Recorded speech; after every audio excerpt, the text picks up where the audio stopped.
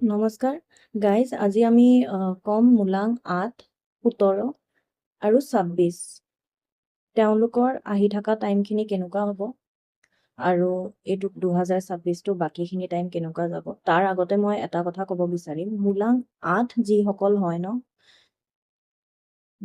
তেওঁলোক জন্মই হয় বিজনেছৰ বাবে। বিজনেছত এওঁলোকক কোনেও ছাকচেছ হোৱাৰ পৰা ৰখাব নোৱাৰে। যাৰ মূলাং 8 হয় তেওঁলোকক সদায় মই এইটোৱে ছাজেষ্ট কৰিম যে নিজৰ কাম কৰক, নিজৰ কোম্পানী ষ্টাৰ্ট কৰক। ইভেন তেওঁলোকে মাইক্ৰ'ছফ্টৰ নিচিনা IT কোম্পানী ষ্টাৰ্ট কৰিব বিচাৰে, তাতে ছাকচেছ আছে। ৰিয়েল ইষ্টেট বিজনেছ কৰিব পাৰে, তাতেও ছাকচেছ আছে। এওঁলোক বাই বাৰ্থ এওঁলোক বিজনেছমেন হয়।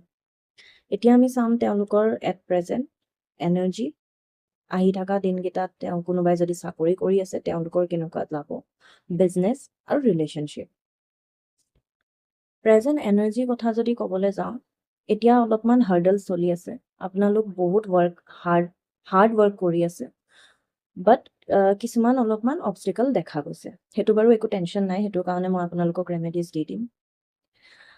লগতে যিসকলে চাকৰি কৰি আছে তেওঁলোকৰ চাকৰি এনে চব ঠিকে আছে, বাট আপোনালোকে অলপমান তাতে চাকৰিত চিনচিয়াৰিটি অলপমান আৰু ডিচিপ্লিন আনিব লাগিব।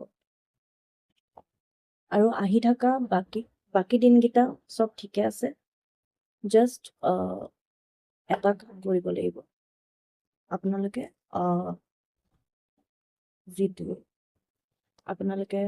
অলপমান দুখীয়া দৰিদ্ৰক দান কৰিব লাগিব।